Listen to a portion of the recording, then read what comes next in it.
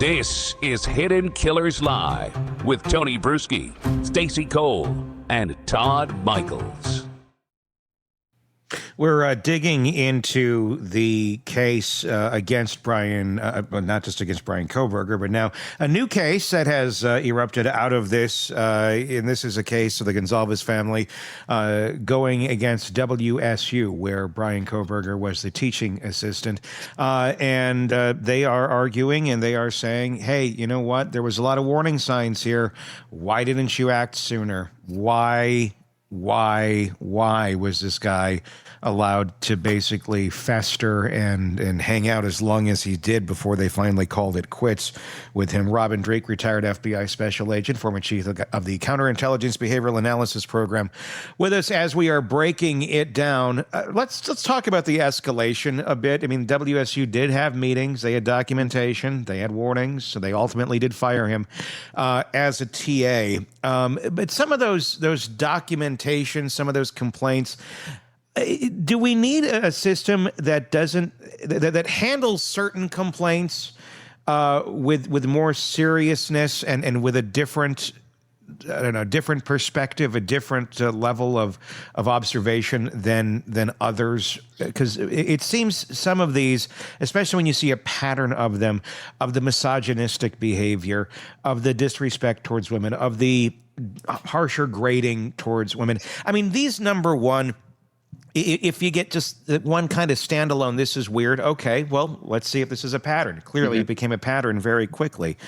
When they start identifying patterns like that, when an institution starts seeing patterns like this of behavior in someone that we know is just broken behavior, it's not going to be changed. This is pathological type behavior. If this is in your mind, if you're going to act like this towards women, there's no meeting, there's no video you're going to watch, there's no training you're going to get that's going to make you a different human being. But yet we seem to think that, well, if we follow these paths, legally binding paths that say we did this, then we're covered at least, and hopefully they're going to somehow magically change.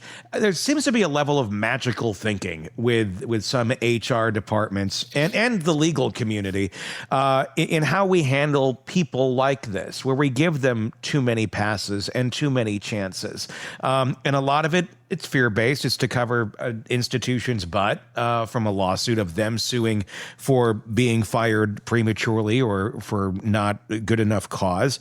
But do we need something more? And maybe it is something that needs to be litigated where, look, if you're crossing these lines over here, it's just you're done. You're out. You've shown a pattern here. We don't need to see what the aftermath is going to be, because we know where this is all going to end at some point in time.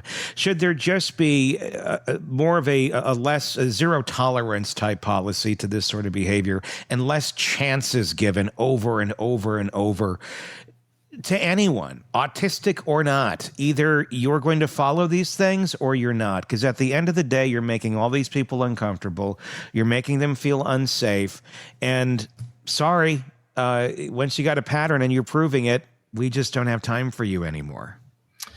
Yeah, I think having someone objective do the observing, report early. And again, I don't think WSU did anything necessarily wrong. Again, their tempo was just way too slow because they did have that fear factor. But, I don't think this. So here's what's black and white to me. It's not the observed behavior necessarily, because there's a lot of people that are on spectrums or just have inappropriate learned behavior earlier in life. I think that how you treat women is, like you said, that's kind of a pattern which you're not going to get over anytime too fast, because that happens earlier in life. It's pathology. It really is. Yeah. But to this entire thing is, again, I think the easier measure to do on this is to measure if you can just say, get out, we're done with you, or we can work with you, is that humility factor. There is actually testing you can do to actually test. You can give this guy, an EQ test to see where he functions on the level of EQ. Mm-hmm. If someone's got a bottomed out emotional intelligence and you baseline them coming in, whether you want to do it objectively through assessment or you want to do it subjectively just through observation, there's a way you can actually measure people's EQ, especially their emotional intelligence, their problem-solving ability, their emotional regulation, their knowledge of self and knowledge of others. If they're bottoming out on all those things and you're going to be in front of students, that's concerning. And granted, ethically, you can't use these things or you can use things. Again, you got to go through the legal thing because I'm going pragmatically about dealing with both ideal worlds as well as how systems are organized and work. But you can then baseline, hey, here's where he was coming in. Here's where we are today when the first offense is, or the second or third offense. Are we still bottom lined or are we getting better? Because if you don't have a measure of someone getting better, that's when you boot them. Because why aren't they getting better? Why do people not get better at something in life? The only time people don't get better at something is when you lack humility. When you don't have the ability to say, okay, I'm working on this, here's what I need to do about it, you're going to stay flat. So in other words, if I observe you doing something once, twice, or 3 times a certain way, and you don't have humility, the likelihood of you doing exactly the same way for the rest of your life until you get that humility is almost 100. That's just science. Do you think they could have basically stopped Kohberger from coming in to begin with had they done some more tests? Had they done some more personality tests to determine whether he would be a good fit for being a teaching assistant rather than just, well, you've gotten this far along in your career. This is the next step towards your degree and where you're going. So naturally you're going to fit in here. Should we have more of that? Should we be testing people more in different ways for the areas to which we expect them to excel at or to participate in or lead?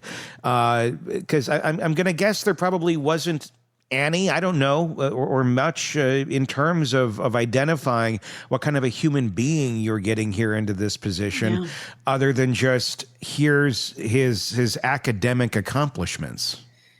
Yeah, I don't know. Yeah, as I keep preaching on this show all the time, I'm a big believer in EQ, emotional intelligence factor, just because, and why? Well, because every time I'm dealing with someone that is really off in life, really unhealthy, what makes someone unhealthy? Their emotional intelligence is really friggin' low. Yeah. So it really comes down to that. Now, can you use these things legally as an ethical standard for hiring or firing or any type of position? No, but it should definitely be an input into your decision-making process. And if you're going to be in front of people, if you're going to be dealing with the public, if you're going to especially be trying to impart knowledge on students, large numbers of students, you've got to at least be at a certain level of emotional intelligence, especially if you're going to be in teaching. You have to have a level of humility, because think about this. If you are actually supposed to be a PhD student, aren't you supposed to have the ability to learn? But if your emotional intelligence, your humility, your knowledge of self is so low that you actually think you're smarter than everyone else, as everyone kept saying he was, how really effective can you be? So I just, Well, he wasn't able to self-reflect, it didn't seem. Zero. Well, he's at all. Incapable. He wasn't wired for it. His brain was not wired for it. So think about it. Does a wolf self-reflect? Well, and I got to ask, and I wonder this too, and this is part of the HR process that they were going through that eventually did get him fired, but they're looking at it from a liability perspective. Right. They're not looking at it as threat assessment perspective. Right. At least that's my take on it. And that's how most HR is. It's based on liability. What kind of liability does this person present to your organization? And, what are we weighing here versus getting rid of him versus keeping him versus all of that? And eventually the tables turned to where they had to get rid of him. But is that approach in itself just not that effective? Is that something that needs to be kind of retooled a little bit and not think that because we're operating from a liability perspective that anyone is actually having any sort of meaningful intervention with a character like this? When you're writing someone up, when you're slapping their wrist, you need to do better at this, Bryan. It's the equivalent of almost saying to a blind person, you need to start seeing better.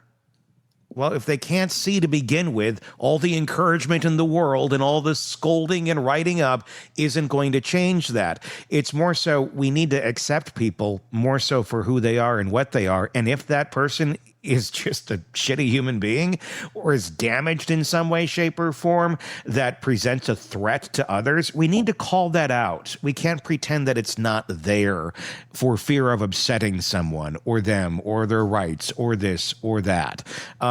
He clearly, I think, had any sort of microscope looked at him other than just his educational accomplishments, others would have seen this. So and I've seen this. I mean, this goes across every organization. You know, me and the FBI, I faced. Government employees. You think getting rid of Kohberger is hard? Try to get rid of a government employee. Yeah, exactly. Yeah. I was surrounded, but I actually saw it. Yeah. There was like one glaring instance in my career that I worked for a guy that was doing some decent harm, in a sense that he was misogynistic, didn't think he was, and he was saying some really inappropriate things and hurting careers. And my boss's boss caught wind of it. And I've never, ever seen anyone fired, misplaced, or anything like that. She caught wind of this thing, and she canceled a major trip, a major talk, and she showed up, took a climate survey, interviewed everyone, and the next day the guy was moved. Good. I was like, holy F.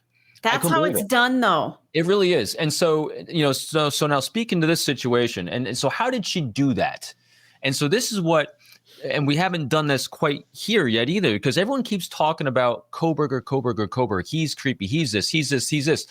You're not going to get anywhere with backing when you keep poking at him. What a leader does in these situations is, all right, here's this guy's behavior, right, wrong, indifference. He'll claim he can be fixed. Lawyers can claim the same, but here's where it impacts. This is what leaders do. Leaders keep a very clear understanding of what the mission is. The mission is creating a safe environment to educate the students. And so you take that and you then interview everyone in those classes that are being negatively affected by that behavior. Now the leader can then say, listen, we have an unhealthy, unsustainable, unsafe environment for learning because of this guy. Because this, now we have, instead of just poking at the one data point of creepy guy, you now have hundreds of data points saying that this is negatively affecting our mission statement. And it's much easier for lawyers, for everyone. And also lawyers, these things are mitigated a lot of times when it's reasonable. So a reasonable person in this situation, if you're going after someone with autism, which is having a hard time communicating, and that's what your focus is, a reasonable person is like, you got to give him another chance. See what I mean? Mm-hmm. Everyone was so focused so much on him that they didn't look at the impact it was having on everyone else. Exactly. In other words, it's like a spider web. Yeah, they weren't looking at the victims. So if they actually focused on the victims and not just the 4 girls, but before them, the victims of all the people that were subjected to Kohberger, got data points on those, papered the files with that.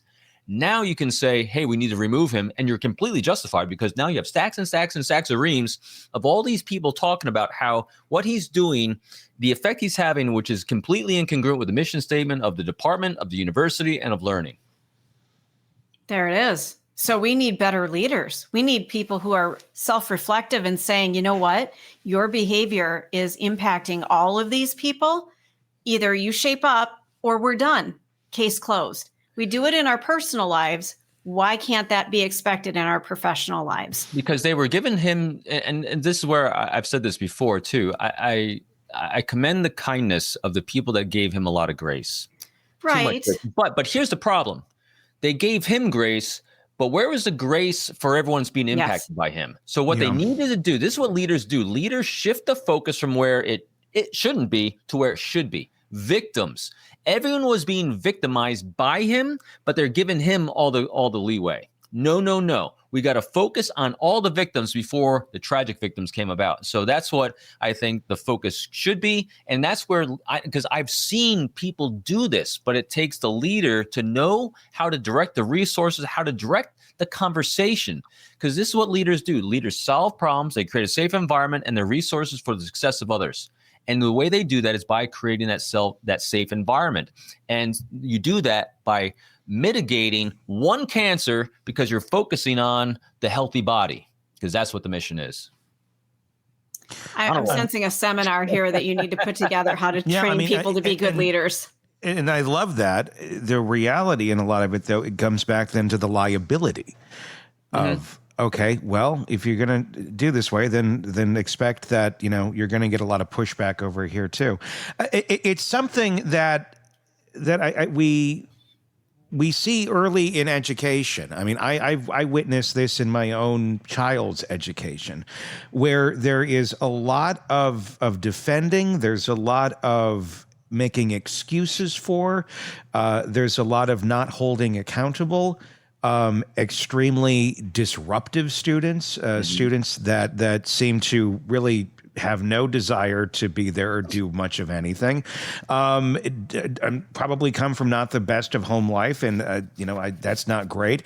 But at the same point, at the expense of other students and their own learning and their own education, because they don't want to rock the boat with the one that's very disruptive or causes the problems. It's more so, well, let's find a way to just kind of keep this at bay over here. And then the second one of the kids who is actively trying to learn speaks up or says something, those are the ones that get called out. You can't do that. You gotta temper that back.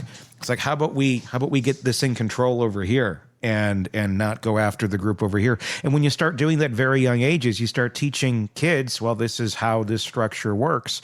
And it doesn't really ever solve anything. And then you have a structure of the people who are making the decisions, making poor decisions, just like the small children will be making poor decisions and stepping in or not stepping in at the right points in times. We have a really weird dynamic of where we prioritize where we're going to put effort and where we're not going to put effort, and who is worth that time and that effort versus who is not worth that time and that effort. And it seems very off in terms of the people who are begging for the attention and begging for the instruction and begging for all of that versus the ones who are not. And we seem to really, in our education system in the U.S. publicly, we put a lot on trying to get the kids who really don't give a shit to give a shit at the expense of ignoring the ones who do give a shit. And eventually they just kind of walk away going, well, they didn't really give a shit about me.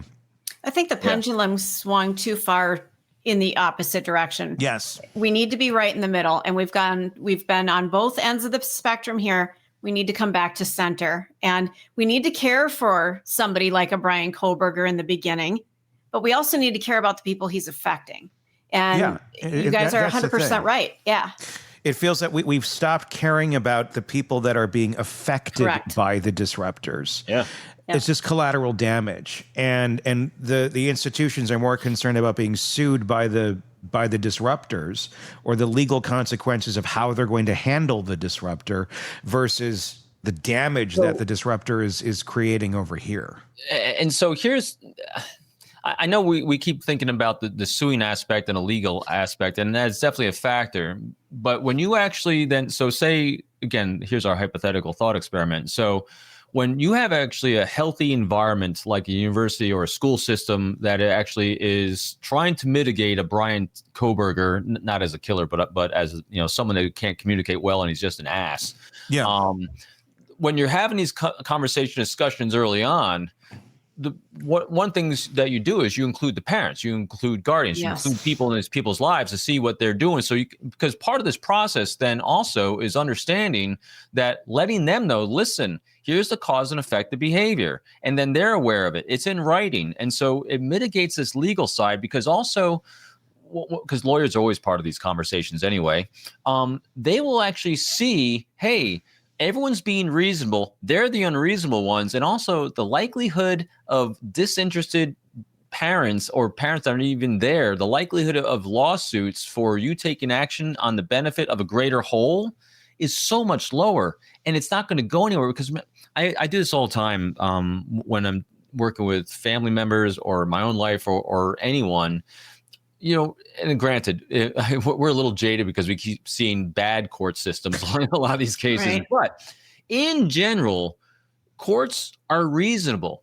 And what you have to demonstrate all the time is the reasonableness of the action that you're taking for the benefit of the stated benefit in writing of universities, of organizations, institutions.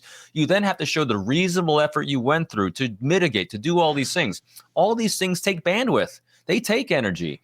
But what happens is you take that bandwidth and energy once, twice, or 3 times, the people then see, I won't even bother.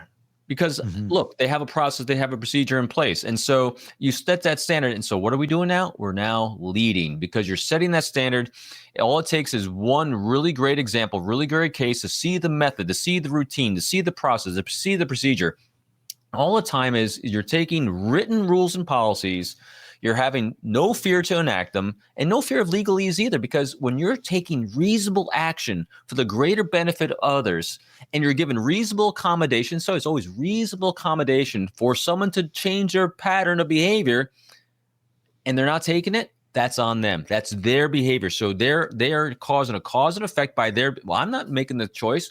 They are making the choice by their behavior being incongruent with what we said, what we counseled, what we stated in the policy. Yeah. It's laborious, obviously, what I'm saying, but it actually is step by step, very clear, very reasonable. But what's it take? It doesn't take hand wringers, because when you start doing the hand wringing of fear, no one's going to take action. One leader at the top, ready to fall on the sword if they have to. I'm watching inside the bureau, this high executive. I'm like, wow, are they going to get sued? This is a big deal. And they're going after a power broker here. I mean, they're removing another power broker that had an allies and everything else. And I'm watching, sitting back, waiting for the fireworks and waiting for the explosion. You know what happened? Nothing. You know why? It was reasonable because of the harm and destruction they were able to articulate, because they took the bandwidth to do all these interviews, document all these interviews of what exactly was said on what dates and blah, blah, blah, blah, blah, blah, blah. And so this person could say all they want about how they're just doing X, Y, and Z, and they're just exercising good leadership and all that. Yeah. Well, look at the death and destruction you caused in all these people and how that then trickled on down to the things they're doing. Year removed. That's reasonable. Oh, yeah. Having the paper trail, having the documentation, having all that is so critical. I guess it's in this case, could they have done it better? Could they have done it faster? Could they have done it more efficiently? And I think is what is the question here, because he had so many months to basically have his reign of terror before they finally said, let's get rid of this guy. And I can guarantee there were people there within that first week that said, this guy's got to go now. Yeah.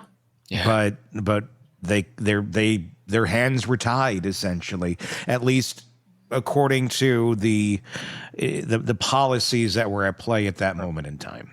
So if anything, hopefully at the end of the day, this is a bit more of a reality check for WSU and universities as a whole of how they handle these sort of things, how they have handled these sort of things, and how they can improve on them going forward to weed out individuals like this sooner rather than later, because there's a lot of these people out there. I was just going to say, are there more festering in departments and they don't know what to do and don't know how to get rid of them?